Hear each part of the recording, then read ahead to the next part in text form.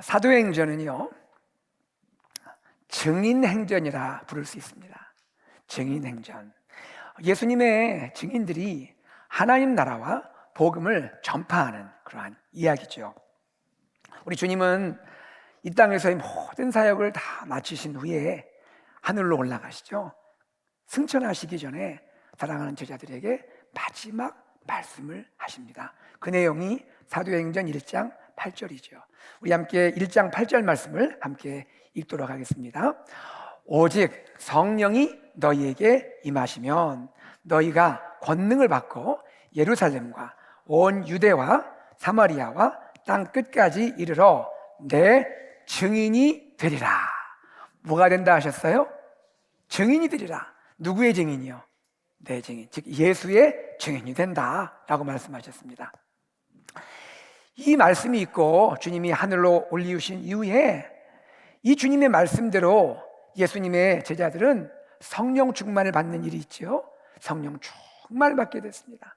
오순절 성령이 강림하실 때 모든 제자들이 성령의 충만함을 받게 되었습니다. 그리고 각자 증인의 삶을 살아가게 되는 것입니다. 그 생생한 이야기가 바로 사도행전인 거예요. 여러분, 어떤 이야기들이 기억이 납니까? 베드로와 11 사도들이 오순절에 사람들을 향하여 외치기 시작합니다. 누구든지 주의 이름을 부르는 자는 구원을 받으리라. 또 베드로와 요한이요, 성전에 올라가서 기도하러 올라가기 전에 미문에서 그 앞에서 구걸하는 사람을 보게 되었죠. 그를 긍휼히 여기는 마음을 갖습니다. 그러면서 그에게 이렇게 말하죠.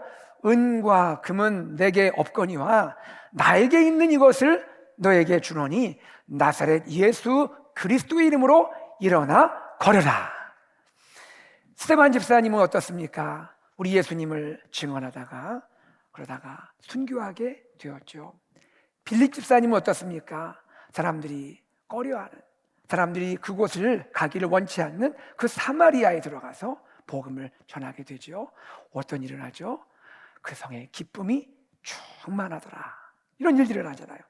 백부장 고넬료 이야기도 나오죠. 이방인 백부장 고넬료가 유대인이었던 베드로를 자기 집으로 초대해서 가족들에게 복음을 듣게 하는 기회를 만들죠.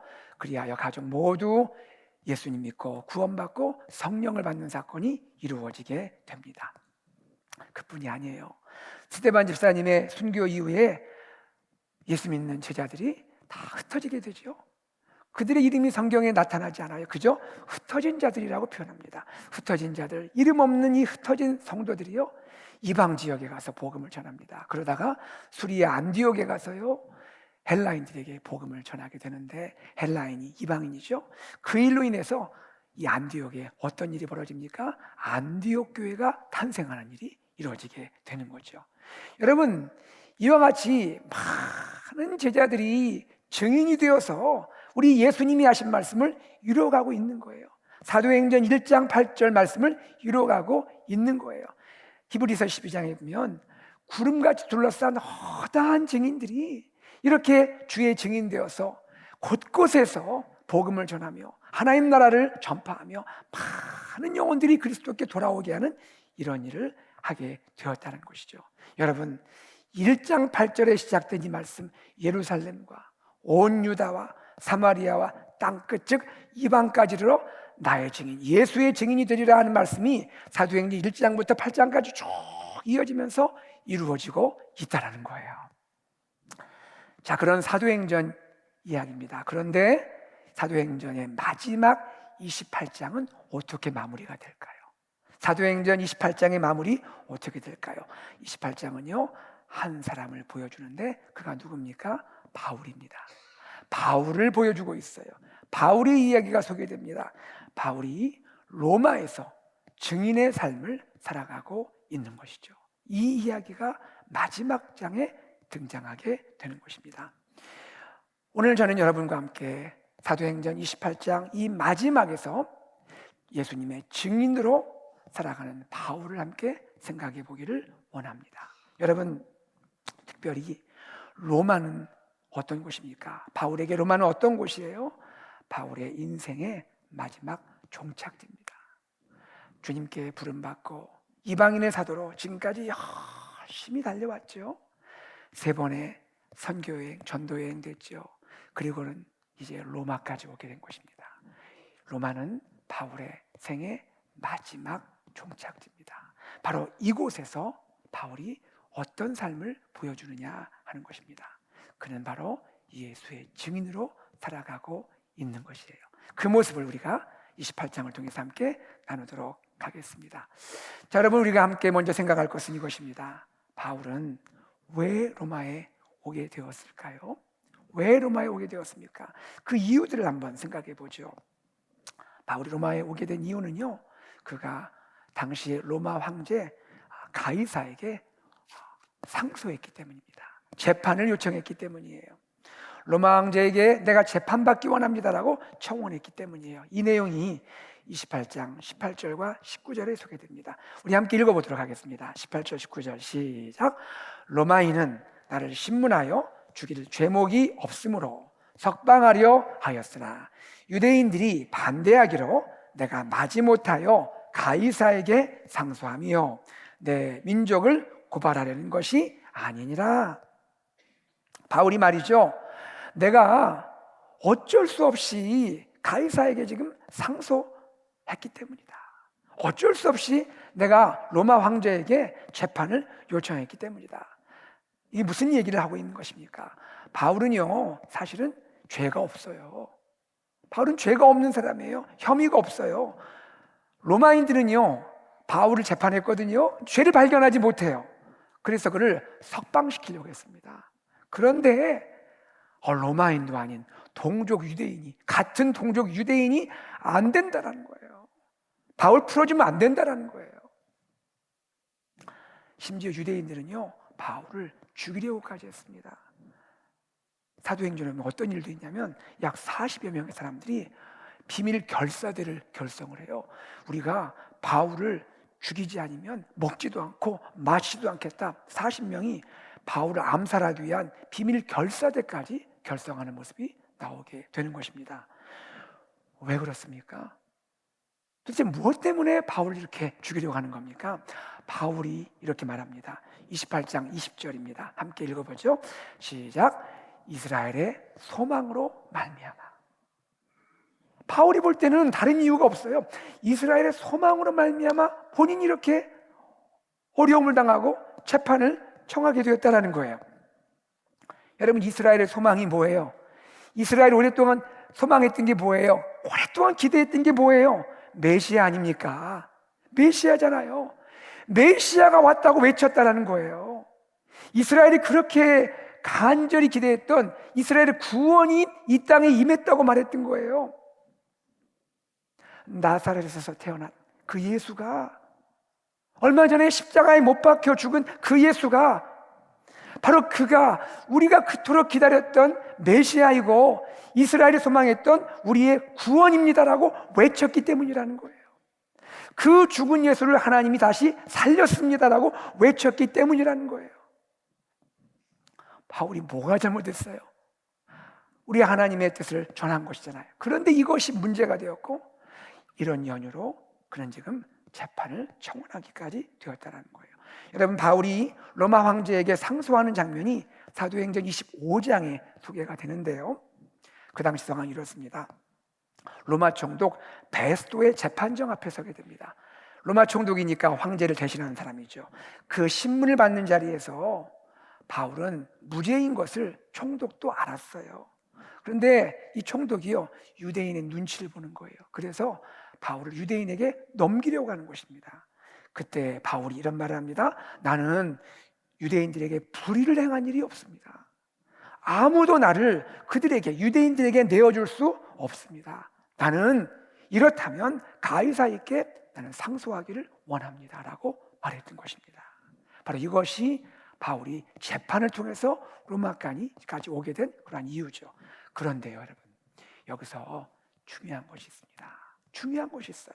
바울이 로마로 오게 된 데는 드러나지 않았지만 사실은 보이지 않는 하나님의 인도하심이 있었다라는 거예요. 그 내용이 좀 앞으로 넘어가서 23장 11절에 소개됩니다. 우리 함께 읽어보겠습니다. 23장 11절 시작. 그날 밤에 주께서 바울 곁에 서서 이르시되 담대하라, 내가 예루살렘에서 나의 일을 증언한 것 같이 로마에서도 증언하여야 하리라 하시니라. 무슨 얘기를 말합니까? 바울이요, 예루살렘 공회 앞에서 예수를 증언했어요. 그 일로 큰 위기에 처하게 됩니다. 유대인들이 막 폭동을 일으키고 바울에게 막 폭력을 행사하려고 하는 그런 상황이었어요. 바울이 막 찢겨나갈 정도로 그렇게 어려운 상황이었습니다. 그때 천부장이 개입을 하죠. 그리고는 소요를 진정시키고 이 위기 가운데서 바울을 건져냅니다. 그리고 자기의 그러한 손안에서 보호받도록 하게 되는 거죠. 바로 그날 밤입니다. 여러분, 바울을 생각해 보세요. 바울이 주의 일을 하다가 예수님을 증언하다가 그런 어려움을 당했잖아요. 그 밤에 바울이 마음이 한편 얼마나 외로웠을까요? 한편 얼마나 지쳤을까요? 얼마나 힘들겠습니까? 그 밤 잠이나 오겠어요? 그런데 바로 그 밤이라 말하는 거예요. 그 밤에 어떤 일이 있어요? 주님께서 바울 곁에 서신 거예요. 주님께서 바울 곁에 서셨습니다. 그리고 바울에게 이렇게 말씀하는 거예요. 바울아, 내 사랑하는 종 바울아, 너가 예루살렘에서 나를 증거했지 않니? 너가 예루살렘에서 나를 증거한 것처럼 이제는 로마에서 나를 증거하게 될 것이다 라고 하나님께서 말씀하신 거예요. 여러분, 바로 이런 일이 있었던 거예요. 재판에 앞서 우리 주님께서 이렇게 바울에게 말씀하시고 바울에게 하나님의 계획을 말씀해 주신 거예요. 우리 여기서 알게 됩니다. 바울이 로마에 오게 된 것은 그가 황제에게 상소했기 때문이 아니에요. 단지 그가 유대인들로부터 반대받고 핍박받고 그러한 유대인들이 있기 때문에 로마로 오게 된 것이 아니란 말이에요.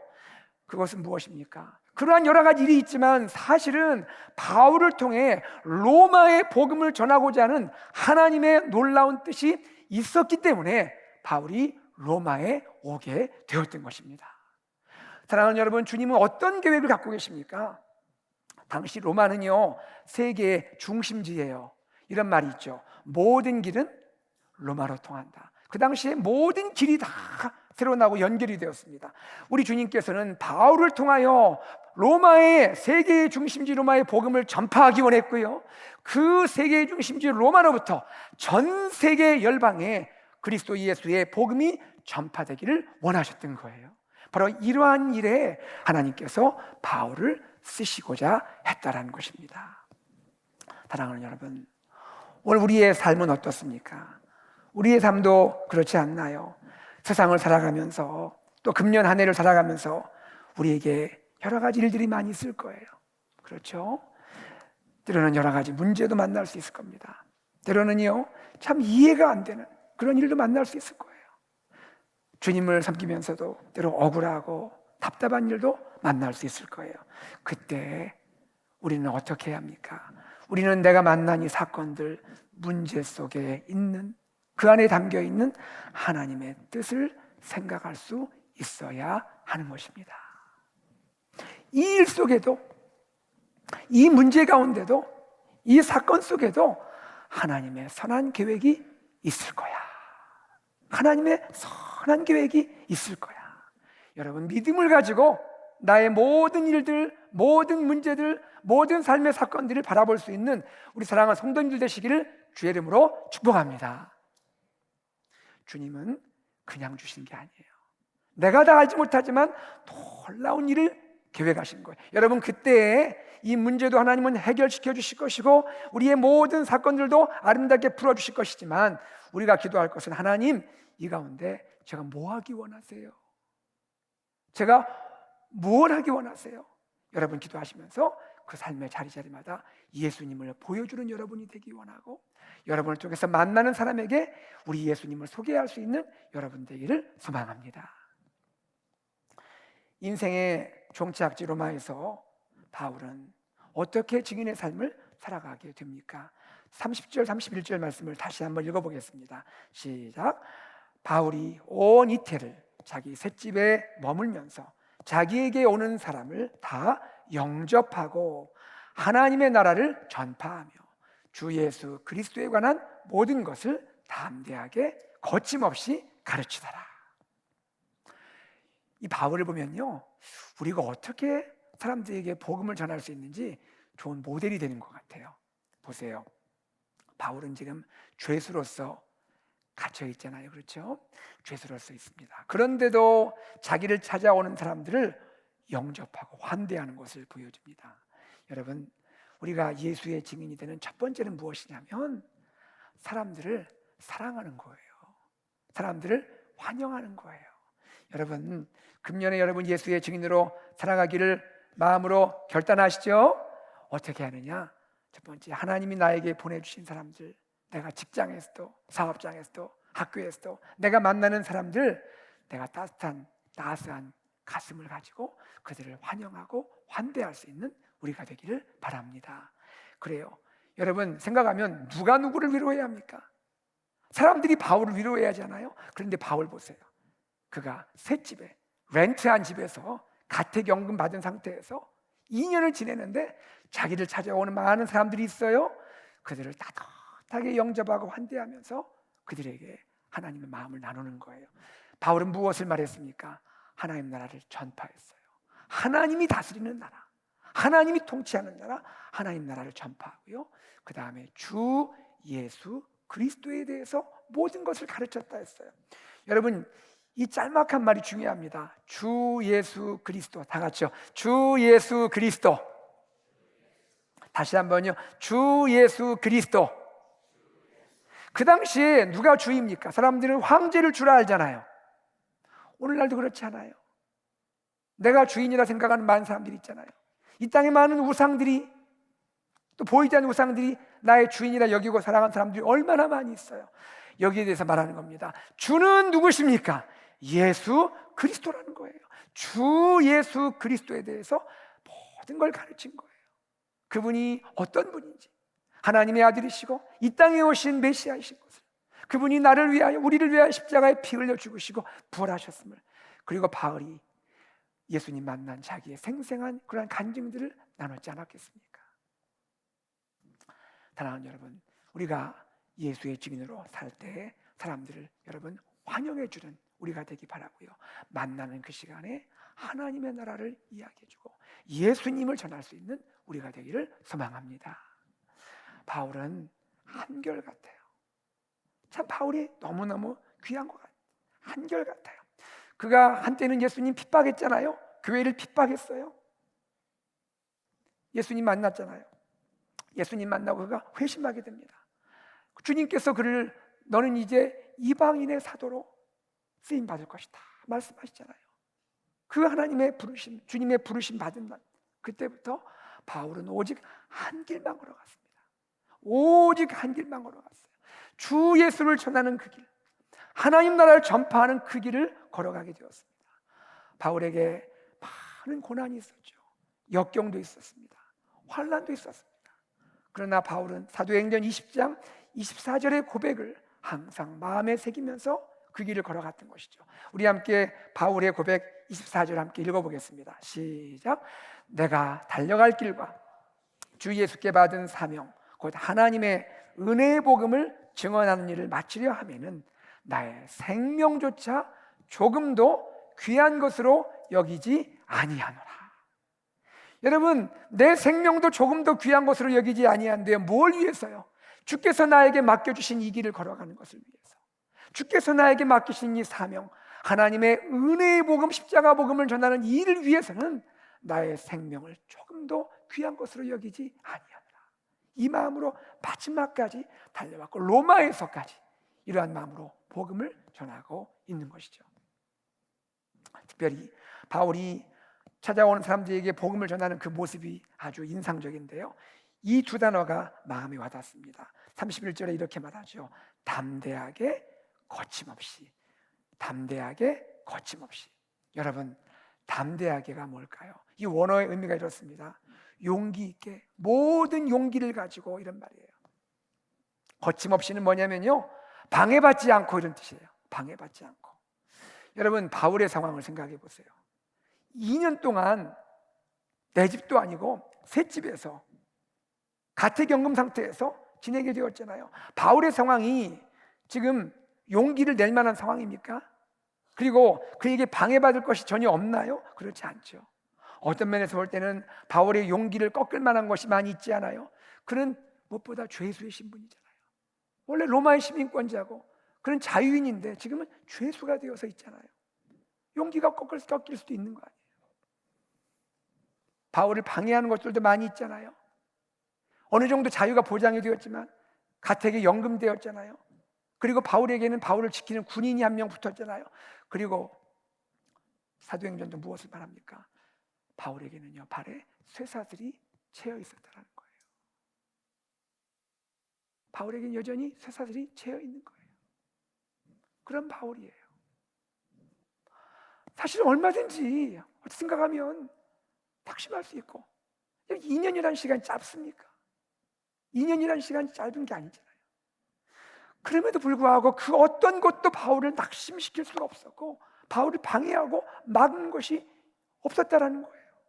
바울은 왜 그렇죠? 비록 갇혀 있지만 예수 그리스도 안에서 자유를 누리는 사람이에요. 자유한 사람이에요.